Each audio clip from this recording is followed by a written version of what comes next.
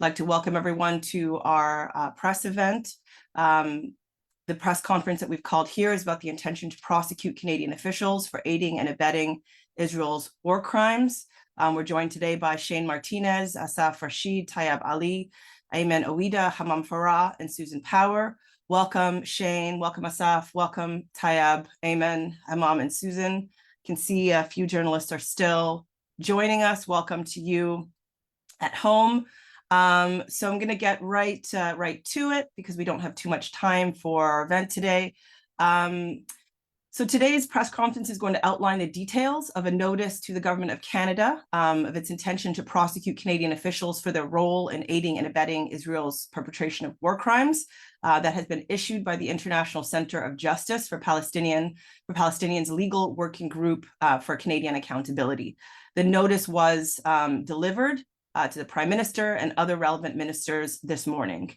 My name is Bianca Majeni. I'm speaking to you from Montreal, which is on the territory of the Kanien'kehá:ka people, and I'm the director of the Canadian Foreign Policy Institute, which is one of the endorsing organizations. In addition to CFPI, this notice and action is endorsed by Al-Haq. In Palestine, the Al-Mizan Center for Human Rights, the Palestinian Center for Human Rights, Palestinian and Jewish Unity, or PAJU, Independent Jewish Voices Canada, World Beyond War Toronto, as well as Just Peace Advocates. And today, we're going to be hearing from lawyers Shane Martinez, Asaf Rashid, Tayeb Ali. We'll also be hearing from Ayman Ouida and Hamam Farah, who are Palestinians living in Canada, who have both lost family members in Gaza. Also speaking today is Susan Power from the organization Al-Haq. So for some background, we're going to be joined today by journalists. As I said, we have folks here from Global, Radio Canada, Toronto Star, CHCH, TRT World, Rabble, Canada Files, and more. And we're here because over the past 20 days, Israel has killed over 11,000 Palestinians in Gaza, including more than 5,000 children. The missiles that Israel has launched into an area the size of Montreal has destroyed tens of thousands of buildings. The quantity of explosives that have been dropped on Gaza is equivalent to the size of 2 atomic bombs dropped by the US on Hiroshima. And Israel's alleged international crimes include the withholding of humanitarian aid and safe passage, military attacks on civilians, ethnic cleansing through a campaign of forced displacement of 1.2 million people. So for today's event, how we're going to do this is we're going to hear from our first 3 speakers, and then we're going to take a few questions from journalists, and then we're going to hear from 3 more speakers, and we'll take some additional questions after that. And so for the journalists that are here and who would like to ask their questions, I will simply be unmuting you, and you'll have an opportunity to ask 1 question and a follow-up. So our first speaker today is Shane Martinez. Shane is a lawyer with ICJP, Canada's legal working group for Canadian accountability. Welcome, Shane. Thank you very much, Bianca, and thank you to my fellow panelists this morning as well. Today, we're announcing an important initiative being taken by the International Center for Justice for Palestinians, and specifically by the ICJP's Legal Working Group for Canadian Accountability. The International Center for Justice for Palestinians is an independent organization of lawyers, politicians, and academics who support the rights of Palestinians and aim to protect their rights through the law. The ICJP's work includes, but is not limited to, holding the Israeli government and its military apparatus and supporters to account for violations of international law, and coordinating litigation aimed at protecting and promoting the human rights of Palestinians. Today, we serve notice on Prime Minister Trudeau, as well as on the Minister of Foreign Affairs, the Minister of National Revenue, and the Attorney General. In that notice, we encourage the Attorney General to investigate and prosecute Canadian officials where there is evidence of their involvement in offenses under Canada's Crimes Against Humanity and War Crimes Act. While we ourselves cannot initiate investigations or prosecutions at the International Criminal Court, our notice informed the Canadian government of our intent to share the evidence that we are compiling with the Office of the Prosecutor at the ICC. It also provided notice that we intend to share the evidence with third-party state signatories to the Rome Statute and encourage an independent investigation and prosecution of Canadian officials who have aided, abetted, or otherwise assisted Israel's commission of war crimes and crimes against humanity. Over the last 40 days, Israel's collective punishment of the people of Gaza has known no limits. Since October the 8th, Israel has imposed a total siege on Gaza, cutting off its electricity, fuel, water, and food supplies, and preventing access to any meaningful humanitarian aid, including medicine and medical supplies. The withholding of food, water, and other basic necessities from civilian populations during international armed conflicts is expressly forbidden under international humanitarian law and amounts to war crimes and crimes against humanity under the Rome Statute. On October 13th, Israel's president, Isaac Herzog, cast blame for the October 7th attacks on all Palestinians in Gaza. On November 10th, Prime Minister Netanyahu vowed that Israel will militarily control Gaza. And 2 days later, Avi Dichter, Israel's Minister for Agriculture and a member of the War Cabinet, publicly stated that Israel was rolling out the Gaza Nakba. This has led some of the most respected human rights authorities at the United Nations and elsewhere to call Israel's assaults on Gaza war crimes, a textbook case of genocide, and ethnic cleansing. The evidence is overwhelming. Israel has systematically continued to bomb Gaza with widespread and indiscriminate airstrikes, destroying thousands of civilian homes and killing over 11,100 people, including over 4,600 children. At least 198 medical staff and 42 journalists have also been killed. Over 2,700 people remain missing under the rubble. There are credible reports on Israel's use of white phosphorus munitions against the civilian population in Gaza, and Israel's armed forces have bombed the Al-Maghazi, Jabalia, and Barej refugee camps, killing hundreds, including entire families. And yesterday, we saw Israeli troops invade the Al-Shifa hospital, the same hospital where multiple premature babies died after 39 of them had to be removed from incubators once there was no longer any fuel to keep them running. Let there be no mistake. We are witnessing a genocide unfold before our eyes. The government of Canada is well aware that Israel's relentless attacks on the people of Gaza have included numerous serious breaches of international criminal law, international humanitarian law, and international human rights law. Yet Prime Minister Trudeau has done little more than offer hollow statements expressing concern and calling for humanitarian pauses to war crimes while continuing to support and enable Israel's armed forces. This cruel contradiction has left Canada's global reputation in tatters. The government of Canada has facilitated arms exports, economic support, and military assistance for Israel. The Minister of Foreign Affairs has refused to cancel permits for arms exports to Israel in accordance with her responsibilities under Canada's Export and Import Permits Act and the UN's Armed Trade Treaty, thereby allowing explosives, missile components, and other armaments to be provided to Israel at this time. The Minister of National Revenue has allowed Canadian charities to funnel millions of dollars in donations to subsidize the operations of Israel's armed forces, contrary to the policy of the Canada Revenue Agency.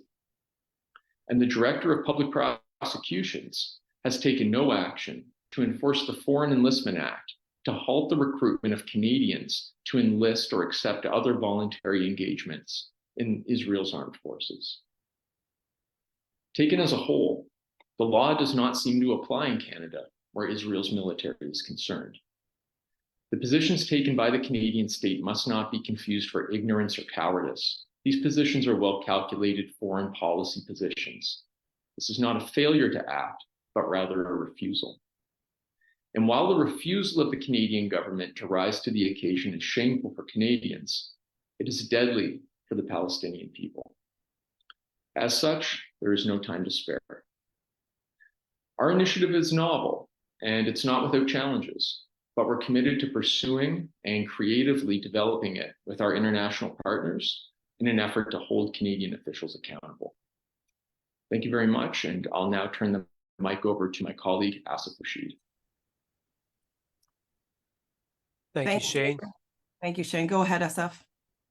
I also like to thank my fellow panelists. It is important to recognize where the impetus for application of international law is actually coming from.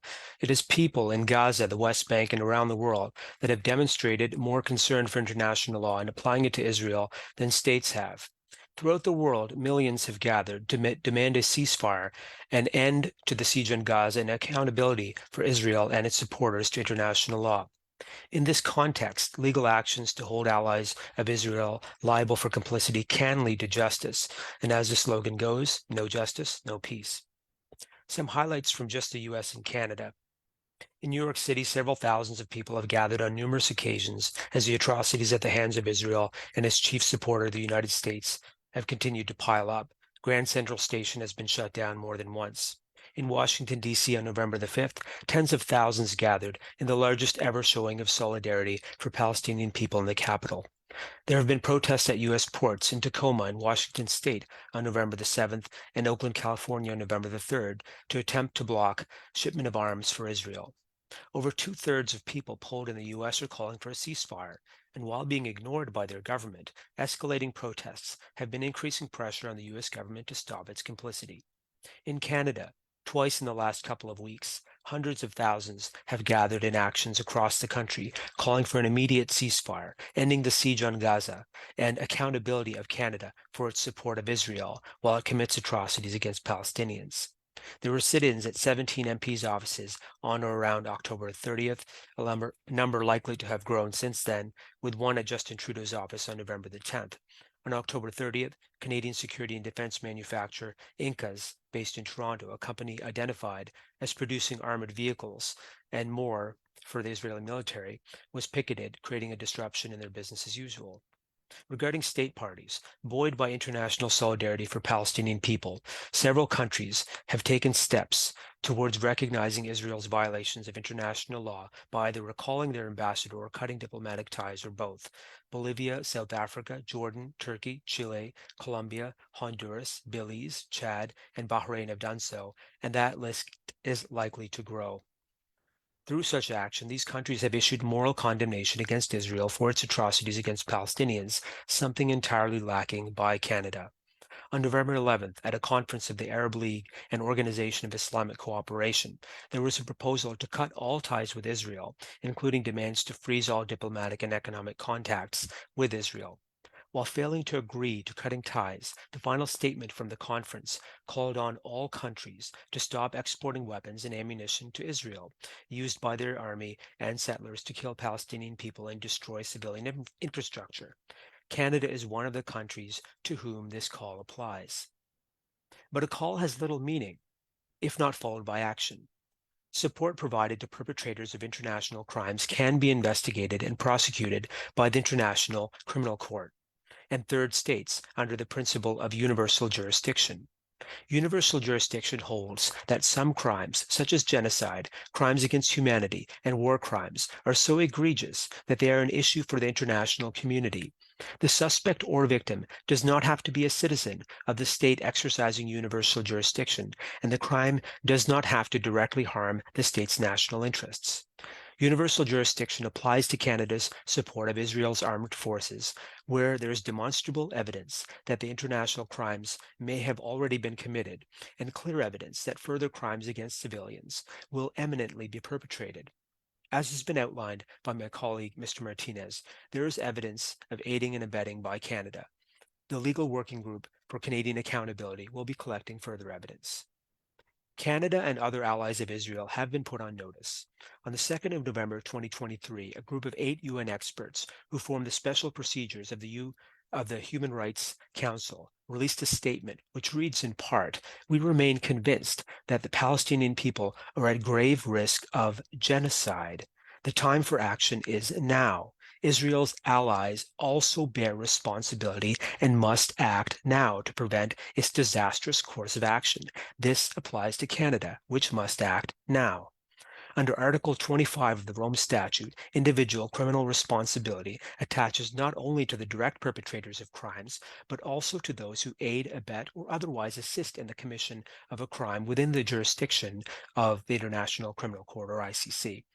Aiding and abetting requires practical assistance, encouragement, or moral support, which has a substantial effect on the perpetration of the crime. As my colleague Mr. Martinez has noted, there is already a record of financial and military aid by Canada to Israel and recruitment to the Israeli military from Canada. An individual who provides support for the commission of a crime does not have to be in the territory where the ICC has jurisdiction for liability for aiding and abetting. Furthermore, the ICC Appeals Chamber has found that there is no head of state immunity under customary international law in international courts. Expressions of concern or calls for so-called humanitarian pauses by government officials are insufficient if Canada's actions give encouragement and material support for those committing atrocities in Gaza. In order to reduce the risk of further complicity, the Government of Canada must immediately take the following diplomatic and economic measures. 1. Call for a ceasefire to prevent further loss of life in Gaza. 2. Call for secure provision of meaningful humanitarian aid to Gaza. 3. Issue a public statement condemning Israel's breaches of international law. 4. Insist that Israel fully comply with international law. 5. Cancel all Canadian permits for arms exports to Israel. 6. Prosecute those recruiting Canadian volunteers for Israel's armed forces. And 7.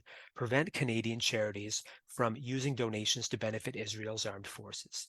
Finally, we wish to emphasize that Canada agreed to pursue the implementation of the principle of responsibility to protect at the UN 2005 World Summit, and again committed to doing so at the UN General Assembly's 64th plenary meeting in 2021. Canada has acknowledged that it has, quote, the responsibility to use appropriate diplomatic, humanitarian, and other peaceful means to help protect populations from genocide, war crimes, ethnic cleansing, and crimes against humanity, end quote. Genocide overrides all other considerations, and there are immediate obligations which arise when an alert on genocide is raised, as it has been in this case. Canada, as a contracting party to the Genocide Convention, is obliged under Article 1 of the Convention to take measures to end and prevent genocide. This includes, but is not limited to, calling for a ceasefire.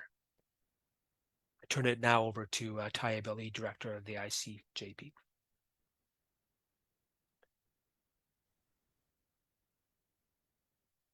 Thank you very much, Asaf and Shane, and thank you all for inviting me to come and speak at your press conference in Canada. I'm Tayyab Ali. I'm speaking from London. I'm the founder and director of the International Centre of Justice for Palestinians, or ICJP. The idea for the ICJP started with an analysis that a major contributing factor to the cycle of violence that we see in Palestine and Israel was the asymmetrical relationship between Israel and Palestine, and the lack of a rules-based accountability system, which is applied equally to both Israelis and Palestinians. The asymmetrical relationship between Israel and Palestine is a creation of the international community by gifting Israel impunity from its many recorded violations of international law.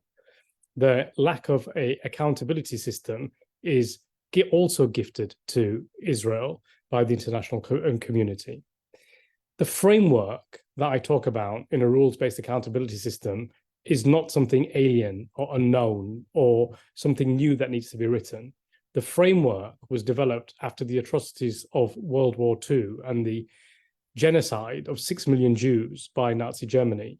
That framework is the framework of international humanitarian law that was created at the end of World War II, a framework that politicians around the globe understand only too well and can apply when their political will suits them to. So an example for that is the huge movement of political will to prevent Russian war crimes in the Ukraine.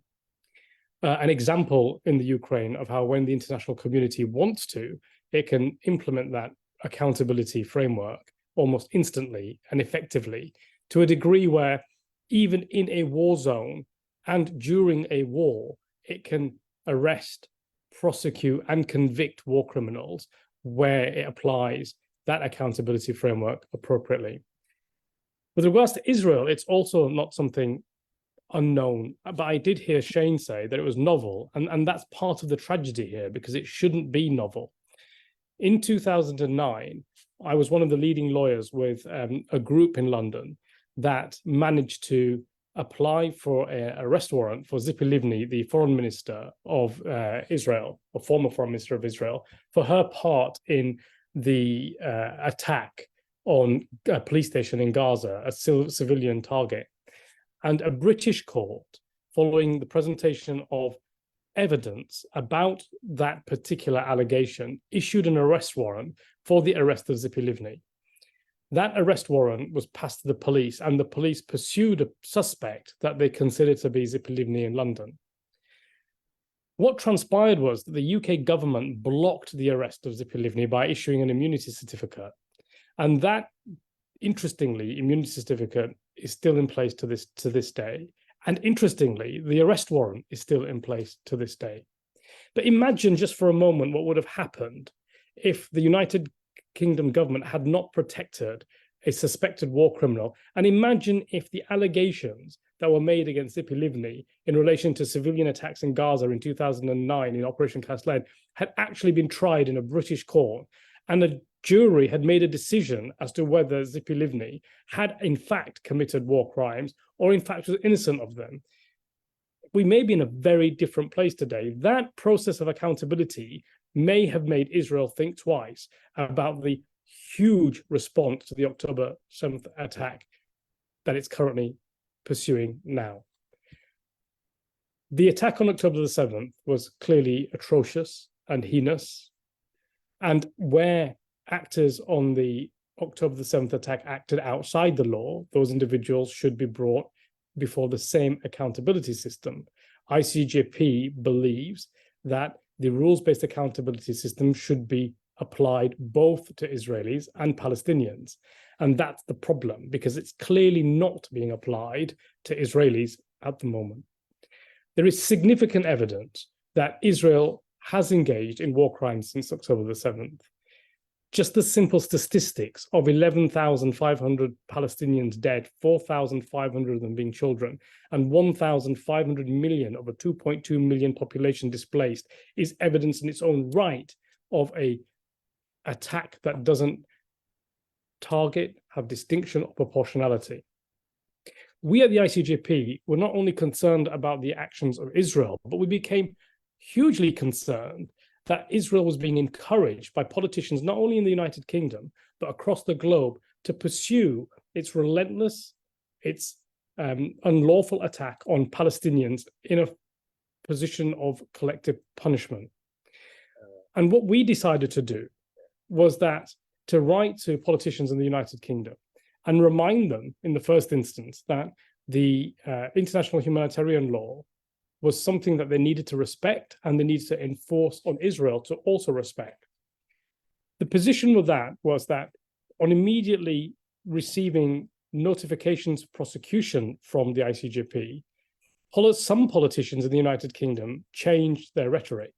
And this is really important because, as you heard from Asaf, Article 25 of the Rome Statute makes it attaches criminal liability to those that aid and abet and encourage war crimes. They have the same liability as somebody that actually carries that liability, that issue out.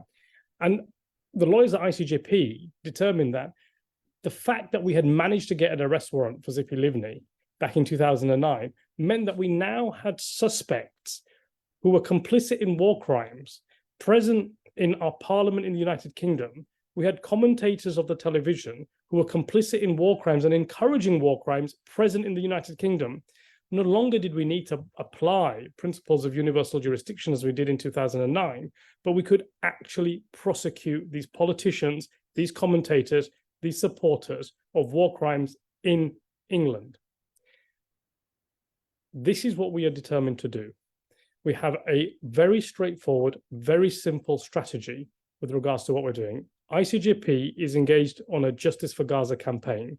That campaign, that project, involves collating evidence from the ground in Gaza, putting that evidence into order, understanding that evidence, drafting complaints to law enforcement agencies in London, Scotland Yard, and providing those complaints with that evidence to law enforcement agencies here present in the United Kingdom. It's not our job to do this. It's not the job of Asaf or Shane or myself to do this. But where our international community, where governments and where law enforcement agencies fail to live up to the responsibilities under international humanitarian law, we have to step into that place, and we're determined to do that. Our first step is to get local law enforcement agencies in the United Kingdom and each jurisdiction around the world to do their job to investigate and prosecute suspected war criminals in their jurisdiction. If local law enforcement agents are not prepared to do that, we, where possible, will apply for private arrest warrants, as we did successfully in 2009, to pursue those politicians and those commentators and those perpetrators directly. We will also refer and provide our evidence to the International Criminal Court for Karim Khan, the ICC prosecutor, to investigate and prosecute individuals. But that's not where we will stop. We are committed to making sure that our evidence packets and complaints will be delivered to every single law enforcement agency in every single country across the globe, in the hope that some law enforcement agencies will live up to their responsibilities and not only investigate and pursue and prosecute Israeli suspected war criminals, but British, French, German, Canadian, American suspected war criminals, wherever they might be. We cannot allow politicians and commentators to think that their complicity in war crimes ends when they leave office. ICJP is determined to make sure that the criminal acts of politicians and commentators follows them until we achieve accountability. Thank you.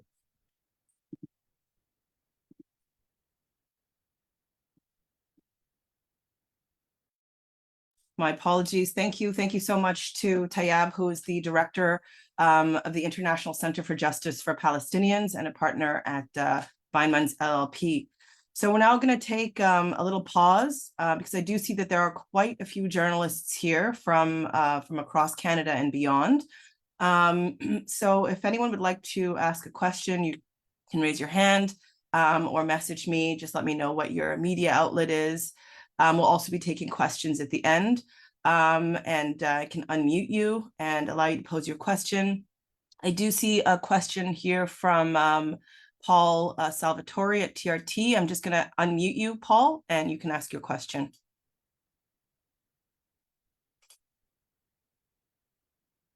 Paul, are you able to hear me?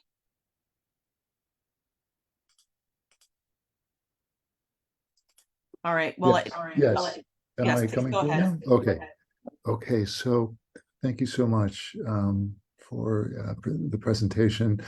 I'm just wondering if anyone can speak to whether Canada can be legally held accountable for its failure to intervene on top of facilitating Israeli war crimes, or failing to intervene to protect Palestinians specifically, and also whether the action would apply to Israeli crimes prior to October 7. So thank you so much. Thank you, Paul. Yeah.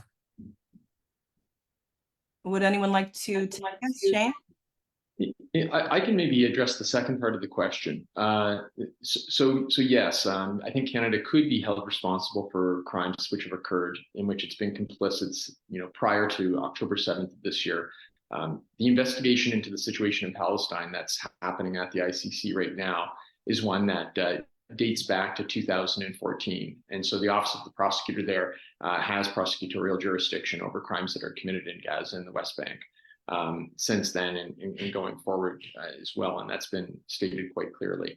In terms of whether or not Canada can be held accountable for failing to intervene, there's certainly a duty to intervene. How to hold Canada to account to meet its international legal obligations as a contracting party to the Genocide Convention and other agreements is a bit of a more complex question. But it certainly does have those obligations. I Thank could you. perhaps add to that regarding what Shane was just talking about. I guess that would be the first part of Mr. Salvatore's question. There is a Crimes Against Humanity and War Crimes Act, and in that act, we're looking into this, but there is the provision that a military commander or a superior has a duty to act, and if they fail to take as soon as practical all necessary and reasonable measures within their power to prevent or repress the commission of an offense or the further commission of offenses, then accountability is possible. Or if they fail to take action as soon as practicable, all necessary and reasonable measures within their power to submit the matter to competent authorities, then it's possible that liability could be found. We're looking into this. Can I Ask if I can just follow up on that before turning it over to see if the other panelists have something to add as well. Canada and Israel have a very strong military working relationship under an agreement that's called the Canada-Israel Strategic Partnership. It's very high level, very comprehensive military engagement between the two countries. So that is something that needs to be looked at as well, and further information needs to be collected on to see exactly what the role of Canada's military has been behind the scenes during what we've seen since October 7th, but also prior to that. Do you mind if I just come in on that? In what ICJP is really focused on at the moment, and our primary concern is complicity in international crimes and war crimes. And that can be formulated in a number of different ways in terms of encouraging, where politicians are saying, Israel has the unequivocal right to self-defense. In other words, it can do whatever it likes, notwithstanding the fact that Netanyahu, as well as other senior politicians, are speaking in genocidal terms with some of the remarks that they're making, by making the fault of what's happened on October 7th, all the Palestinians, or inciting ideas of Amalek, and what should be done to them in the Netanyahu speech, so religious scripture. What's important here is that if Canada as a state is sending armaments and weaponry to Israel with the knowledge that those armaments and weaponry are to be used in war crimes, then the individuals in the Canadian government that have made those decisions and supported that action become individually liable for that action. And that would be from any single person who provides material support.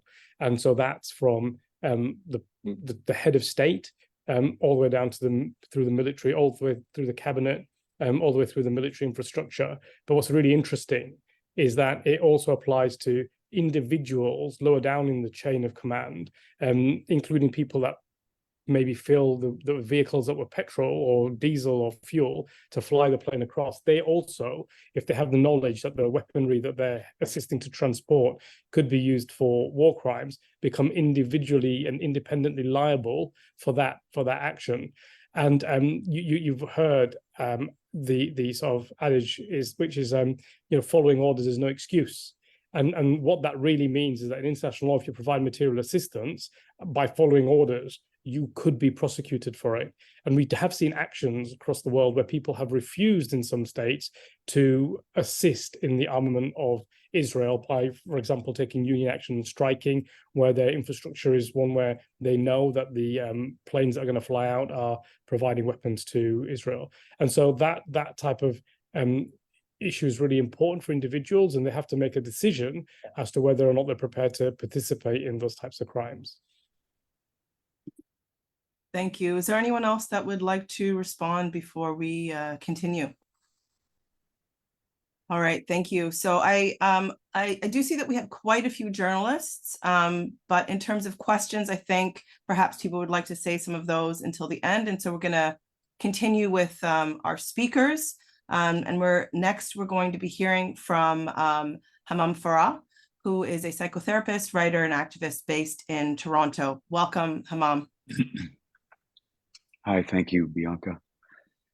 So I'm here to talk about my family's experience of this horrific atrocity we're watching on our screens. So my family is from the Palestinian Christian community in Gaza, the Christian minority there, and not many of us are left since 1948. Most of our lands have been confiscated and stolen by the Israeli military and the Israeli government over the decades.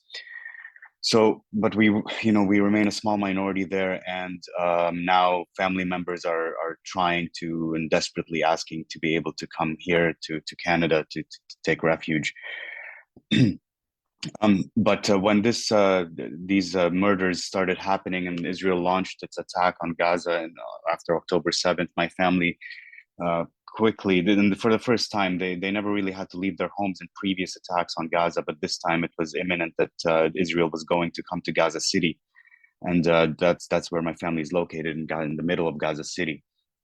So they had to leave their homes and they went to seek shelter at the St. Porphyrius Orthodox Church, where many others, Muslims and Christians, took refuge in that church.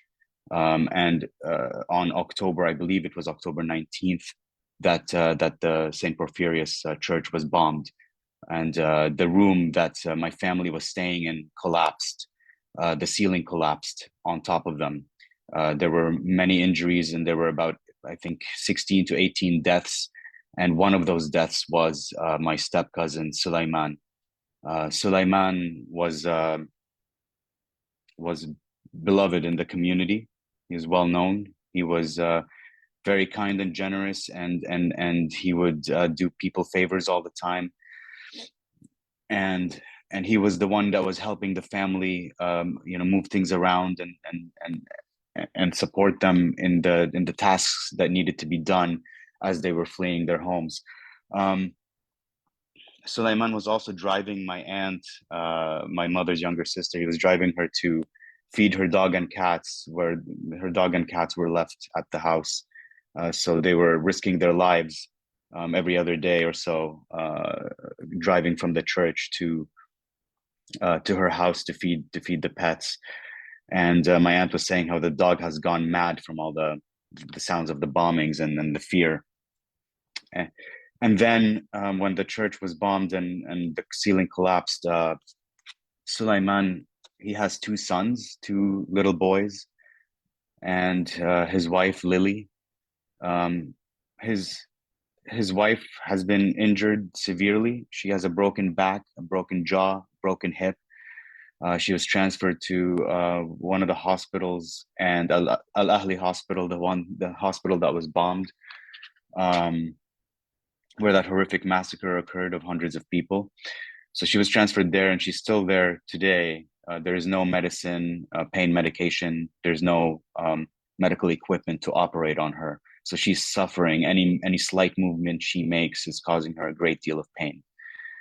When the ceiling collapsed and the rescuers, the others, came to rescue the victims, and Sulaiman was pulled out, Sulaiman still had his son in his arms, one of his sons in his arms. And I don't know if his son was conscious to witness this happen, but Sulaiman was alive at the time. He was still alive. And the rescuers were able to get his son out of his hands. And when they did that and they turned around to come get Sulaiman, the floor collapsed from under Sulaiman. I believe this was the second floor. And he fell with the rocks toppling all over him and was killed. So I don't know how his son is going to be bearing with this trauma for the rest of his life.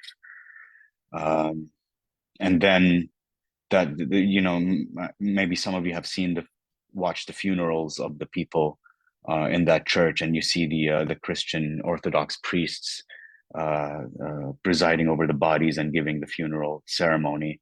And I saw the footage. I saw my other relatives there and many other people in the community, and there was an outpouring of support, of course.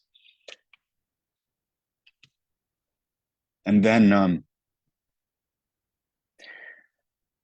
I saw in that footage one of my other relatives who is very noticeable. She's quite distinct from the way she dresses, always trying to look chic and dress up for any occasion, I guess including this one too. But her name is Ilham, and she's my great aunt. She's my mother's aunt, my late grandmother's younger sister. And she was apparently well known throughout the whole Gaza community. Like everybody knew her, and she was quite popular from just the way she dresses, the way she carries herself. She was very stubborn, very fierce, very outspoken in what she liked to do and where she liked to go, and very social. She would show up at all the events, whether she was invited or not. She was one of those relatives, quite feisty, and quite popular. And I'm holding a lot of guilt right now because she's also the type of relative, if you answer her call, she'll just keep calling you every other day. And to my regret, my deep regret, I didn't answer her last calls to me, which was a while ago, before this started. Otherwise, obviously, I would have answered. But I ignored her last calls to me, and so I'll have to live with that guilt for now, and find a way to forgive myself for that. But she couldn't stand being sheltered at the church. This was just last week, and so she didn't listen to anyone telling her that she should stay. She found a ride by herself to take her back to her house. And the driver couldn't go beyond a certain point. He said it was too dangerous to keep driving. I'll have to let you off here, drop you off here. I imagine her saying, "To hell with you," as she walked out of the car and started to make her way to her house. And just before she got to her house, a sniper shot her below the knee in her leg. And she fell, couldn't walk, took out her phone, called her relatives back at the church. And our relatives called her neighbors, and her neighbors said that everybody can see her in the neighborhood. She's out in the open, but no one is able to go out and get her because of the snipers in the area and the shooting that was happening in the area earlier. So they were terrified to go out and help my great aunt. And we then learned that when Palestinians are shot in the leg below the knee, it's a deliberate tactic to not kill the victim, but to maim them so that fighters in the area are lured out to try to come to the rescue of that civilian. And then the Israeli army could kill those fighters. But obviously anybody who was going to try to rescue her was putting themselves in great danger. My family appealed to the Red Cross to get permission from the Israeli military to get her body. There was no response. The Red Cross said that even the bodies that they knew were dead, they weren't able to go and obtain. And then the next morning, my mother called me and said that my great aunt had passed, that there was a fierce battle in the area had erupted between resistance fighters and the Israeli army. And the whole neighborhood was forced to flee their homes. And as the neighbors ran away, they went to my great aunt to help her, and they found that she had died. She had bled out to death. I believe her body's still there. No one's been able to get it till today, and that's the story. Now we have to live with this. And I mean, my story is one of thousands of people now. 11,000 people have now been killed in this genocidal campaign on the people of Gaza. I hold Prime Minister Trudeau and the Canadian government responsible for aiding and abetting this genocide. I hope that the justice can be served here, and that we can find a path to bring those responsible to justice, including officials from the Canadian government who are not only aiding and abetting this genocide, but that have supported and backed the Israeli government for years and years and for decades. This is a government that has not responded to any of our calls for justice, calls for meaningful intervention into the atrocities that the Israeli state has committed against the Palestinian people over the years. and intervention into the never-ending military occupation that's been going on since 1967, and the forced displacement of our people for 75 years since 1948. Millions of Palestinian refugees are in the diaspora and languishing in refugee camps, waiting still for the right to return home, the UN enshrined right under UN Resolution 194. And we still wait for justice today. So I hope that this could be a meaningful step towards that for our people and for peace in the region. Thank you. Thank you. Thank you, Hammam. It's hard to know what to say, really. This is unspeakably difficult, and I just want to thank you for somehow finding the strength to share your story and the tragedy and to bear witness. I want to acknowledge that both Hammam and Ayman, who will be speaking next, are in a period of deep grief. And again, we're very grateful to have them with us to be able to speak to what is happening on the ground and the human toll.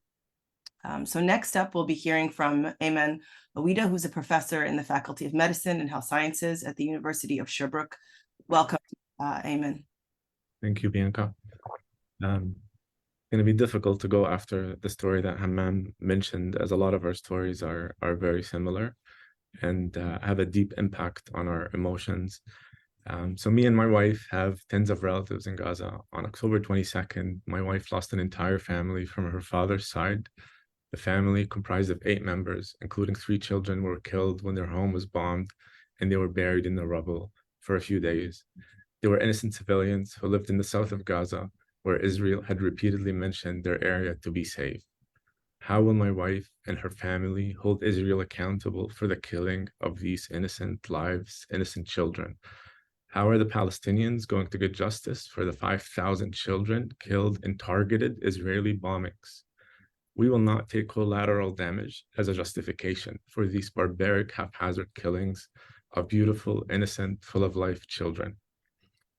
On my side of the family, I have 9 aunts, 5 uncles, and 48 cousins, all of whom I love so dearly, and I have played with many times with them as a child. I lost contact with nearly all of them due to the cutting of electricity by Israel. Yesterday, I was lucky enough to speak to one of my aunts, Naama, and her son, who's my cousin, Mahmoud. Every time I called my aunt for the last month or so, including yesterday, she sounded broken. She was cold, thirsty, hungry, and in severe back pain as she ran out of medicine. My aunt and cousins were poor before the war and barely had food at home. After 30 days of bombing near their home, along with intense fear and lack of food, they came to the conviction that the entire world had abandoned them. No food was coming into Gaza, no water, no medicine. They were forced to flee to the south of Gaza. My 70 years old aunt had to walk for 5 hours, tripping and suffering the whole way through. For 5 hours, she, along with my cousin's young children, walked and walked and walked, seeing dead bodies and limbs as they walked along. No child, no one should ever have to go through what they went through. My cousin's wife has multiple sclerosis. His mother-in-law has breast cancer, and her treatment was stopped because of Israel's bombings near the hospitals. His daughter is 8 and his son is 7, and they both miss their home. Last time I spoke to them yesterday, his son Adam looks at me, he's 7 years old, and says, "I'm tired, I'm hungry, and I want to go home." My heart is already shattered into pieces, knowing his home has likely been bombed by now. But I have to pick up myself and tell him, "It's almost over, Adam. It's almost over. A few more days, and you'll go back home." I've been saying this to him for 2 weeks now. The few days have not finished, and there's no end in sight. My cousin waits for hours every day just to get his kids a few loaves of bread.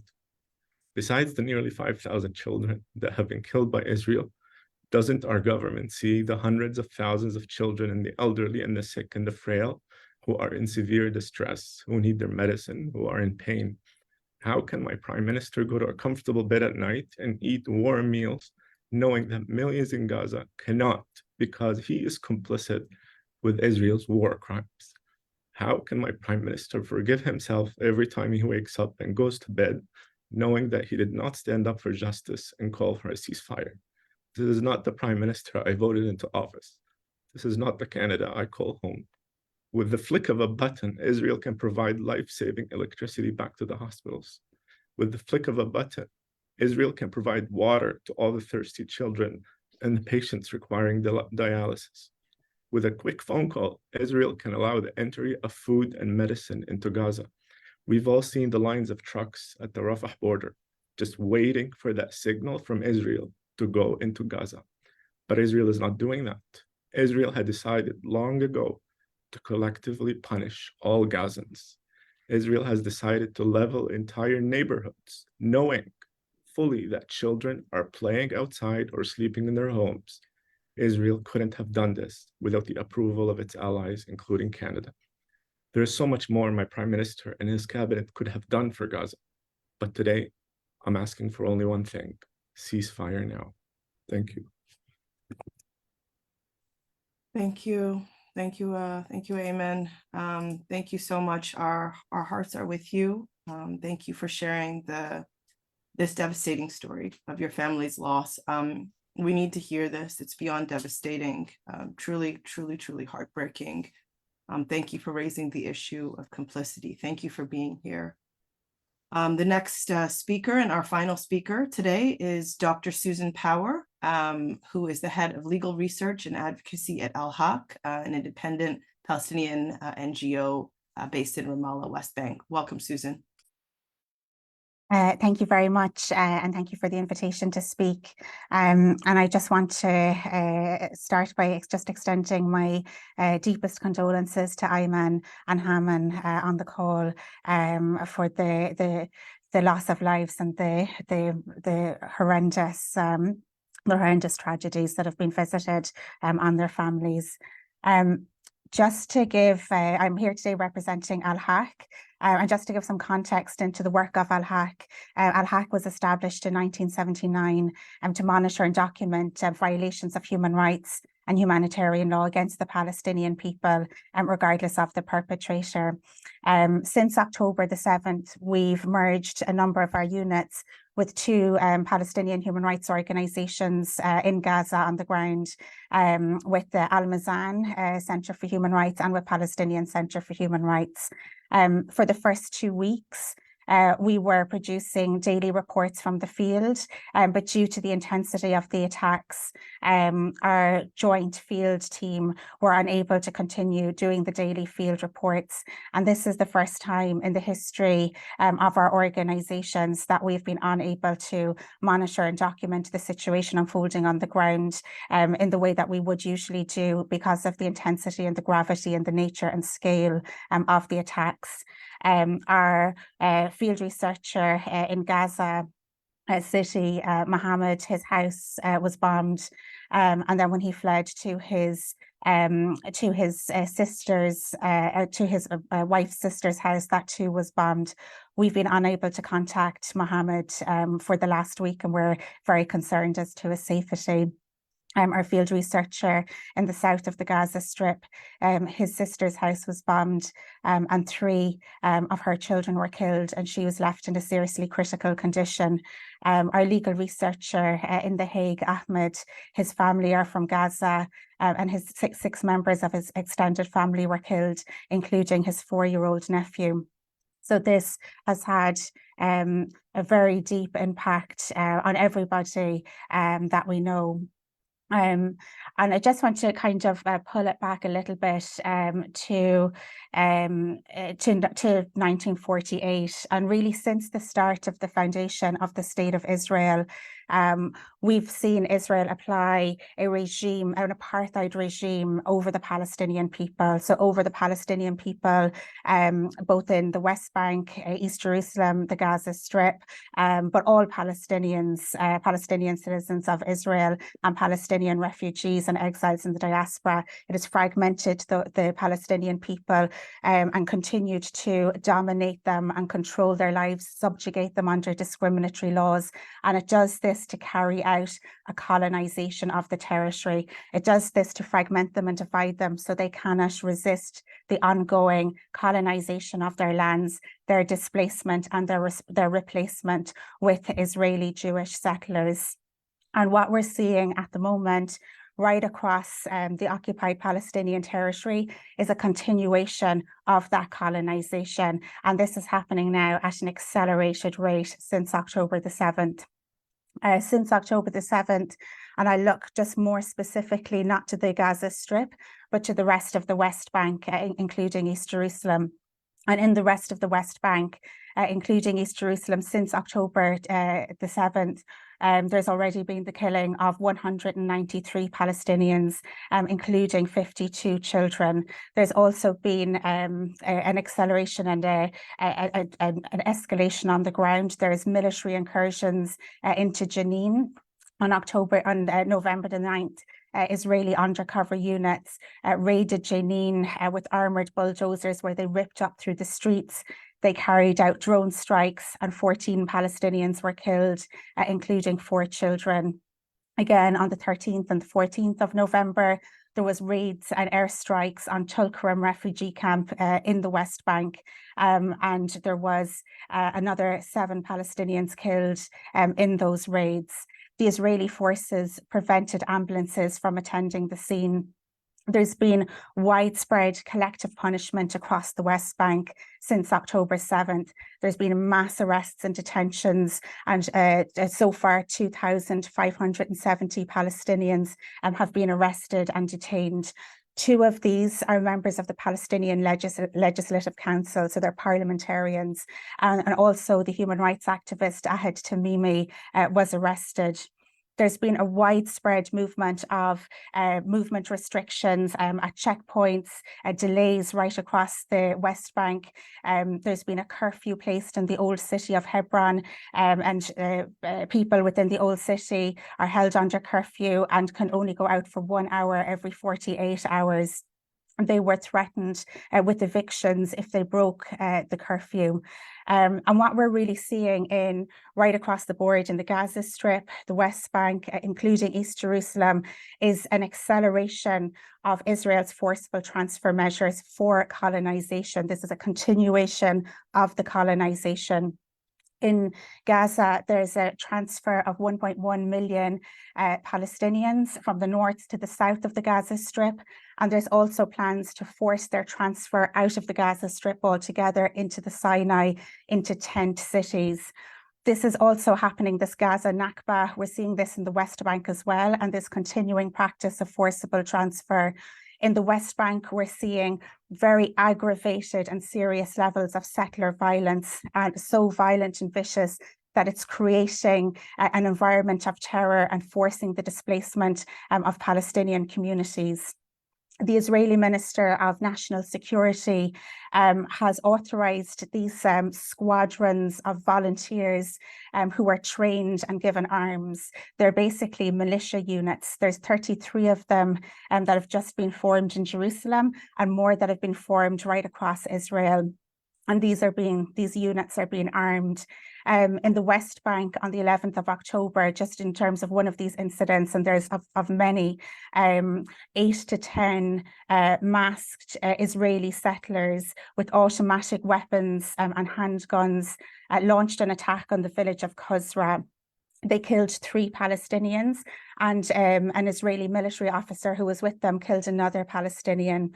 The next day at the funeral procession was attacked by Israeli settlers again, and 2 more Palestinians were killed, a father and his son. We're also seeing threats and settler violence spiking in East Jerusalem. There was death threats against Sheikh Akrama Sabri, who's the Imam of Al-Aqsa Mosque. And the settler group even published a call detailing the location of his family home. We've also seen settler groups calling for the destruction of the prayer halls at Al-Aqsa Mosque. The settler violence has led to the displacement of 15 Palestinian communities in the West Bank, and there has now been the displacement of 1,149 Palestinians in the West Bank. There's been an increase in house demolitions. There's been 38 house demolitions in the last 5 weeks, and 180 Palestinians have been displaced from those house demolitions. And at the same time, it must be stressed that already this year, Israel had authorized the development of 22 new settlements, and it had authorized 12,855 new settlement units. So what we're seeing is aggravated settler violence, creating panic and terror in Palestinian areas and villages, Palestinians being displaced, and settlers coming in, taking over the territory and advancing the colonization of the territory. And we're seeing this right across the occupied Palestinian territory. This is the end goal for Gaza, the colonization of northern Gaza. This is the end goal for Jerusalem. This is the end goal in the West Bank, the full colonization of the occupied Palestinian territory. This colonization is carried out through the implementation of an apartheid regime. And what we're seeing also at the moment are genocidal acts and the destruction and the calls for the destruction of the Palestinian people. We're very concerned that Canada abstained for a vote in the General Assembly calling for a ceasefire. And we're also particularly concerned that Canada voted against a resolution on the illegality of settlements. And we would remind that Canada would be in breach of its obligations under the Geneva Conventions, to which it is a party, and under the Rome Statute, to which it is a party as well. There is an obligation and a duty on Canada, once that sound and that alarm on genocide is raised, to do everything in its power to bring that genocide to an end. And that includes calling for a ceasefire. There needs to be full accountability for war crimes, crimes against humanity, and genocide. We're very concerned that calls went out from Israel to different countries looking for dual nationals, so people of Canadian and Israeli citizenship, to join the IDF. Many of those who have joined may have carried out war crimes, crimes against humanity, and acts of genocide, and Canada is obligated to prosecute those persons and ensure that they are arrested and prosecuted and held fully accountable. Thank you. Thank you. Thank you so much, Susan, for that really important critical analysis and those updates during this unprecedented period over the past few weeks. So Susan was the final speaker of the afternoon. I see that we have journalists from Radio Canada, Global News, CHCH, the Toronto Star, Rabble, Canada Files, and more. Thank you so much for being here and for covering this. If you have any questions, please go ahead and ask them. I see that we have Aidan Jonah from the Canada Files would like to ask a question. I'm going to unmute you now so that you can ask your question. Thanks there, Bianca. Can you hear me? I can. Okay, fantastic. So my question to the panelists, and especially the lawyers, is of course that that Canada has a law against people fighting abroad. Of course, that is the Foreign Enlistment Act that was created mainly actually to prevent Canadians from joining the fight against Franco in Spain. So you have many Canadians that have joined the Israeli Defense Forces. That is, of course, the Israeli state's military. That is obviously a huge role in the genocide against Palestine. So what I'm wondering is, of course, you also had these Canadian state actually flew out some reservists for Israel's military, or people that were going to fight for Israel after October 7th. Is there any consideration to the Canadian government's, willful refusal to actually prosecute around the Foreign Enlistment Act in this in the motion that has been served, or say the broader legal processes that you folks are looking at initiating? Thank you, Aidan. Would anyone like to take that? I'm happy to speak to that, Bianca. Thanks, Aidan. And I just wanted to say thank you again to all the fellow panelists and echo Susan's comments expressing my condolences. as well to Ayman and Hammam for the losses that their families have sustained. In terms of the Foreign Enlistment Act in Canada, Canada has completely ignored that legislation when it comes to Israel. It has been brought to the Canadian government's attention. It's been brought to the attention of the Toronto Police that there's entities in Canada, organizations that recruit Canadians to volunteer and accept engagements in the IDF and to take on tasks that are regularly assigned to soldiers to free up soldiers to go to the front lines and engage in combat. They wear Israeli military uniforms. They live in Israeli military barracks. They clean firearms, tanks. They check ammunition to make sure it's good quality. They perform the exact same duties that soldiers would perform, and they're subject to military rules while they're volunteering there as well. The Canadian government's aware of this. They've refused to prosecute organizations that are blatantly violating Canadian law. And when we attempted to hold one of those organizations accountable, an organization called Sarel Canada, which is part of a larger organization in Israel that was actually founded by someone in the Israeli military and is connected with the Israeli military as well and promoted by it. When we attempted to bring a private prosecution, we were able to have process issued.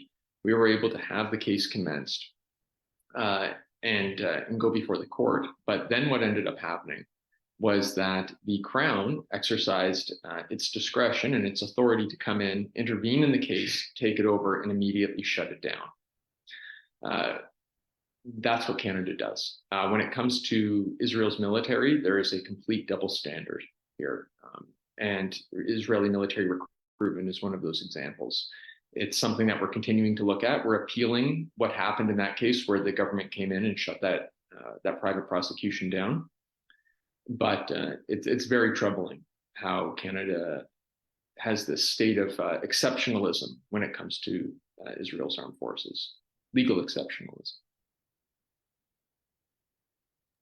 Thank you, Shane. Would anyone else like to add on to what Shane has outlined?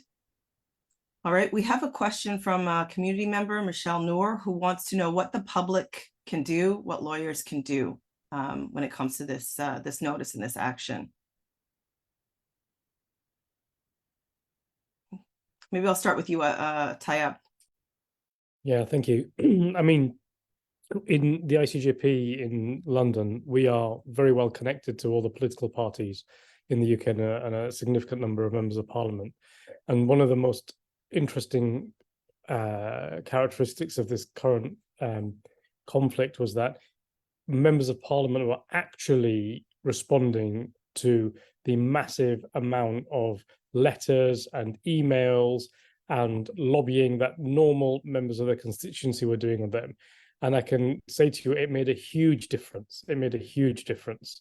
Yesterday in the UK, we had a ceasefire vote in Parliament, which we lost, by the way. So our Houses of Parliament, our MPs decided not to vote for a ceasefire in total, but a significant number of members of Parliament on the Shadowfront bench had resigned to be able to vote in favour of a ceasefire because they felt their constituencies wanted that. And that's really significant. I think members of the public generally can do a number of things, and I'll just list them really quickly. There's resources. Resources are needed by organizations that provide medical aid in the region. That's always needed. Financial resources are also needed by organizations like ICJP and Al-Haq to be able to carry out the really important work that we carry out in trying to prevent this kind of issue and account for this kind of issue. But the most important thing is that to listen and learn to what ICJP, Al-Haq and others are saying and spread that message and make sure that everybody who hears it, understands it, and changes their view from where it might be or supports the position that we take. That's crucial. I sense in this particular conflict a difference. We have had nearly a million people last Saturday on the streets in London protesting, and that was replicated in capital cities across the globe last weekend. And I think that we need to keep making that noise, and we need to keep making that pressure. Thank you. Is there anyone else that would like to speak before we close up for the afternoon? We've come to the end of our time here. I'm so grateful that you were all able to come here and on such short notice. Thank you to our speakers, Shane, Asaf, Tayab, Ayman, Hammam, Susan. Thanks to journalists for coming out in such good numbers and for the questions that we did receive. Thank you to ICJP for just spearheading this. Thank you to the endorsing organizations, Al-Haq, the Al-Mizan Center for Human Rights, Palestinian Center for Human Rights, Palestinian and Jewish Unity, Independent Jewish Voices Canada, World Beyond War, Toronto, Just Peace Advocates, Canadian Foreign Policy Institute. Please do continue to follow the details of this action as it unfolds. We will be posting a replay of this event on the Canadian Foreign Policy Institute's YouTube this afternoon. So you can rewatch that. You can also find the documents and contact information at the websites of Just Peace Advocates and the Canadian Foreign Policy Institute. That's it for our press conference today. Thank you all very much. Good afternoon.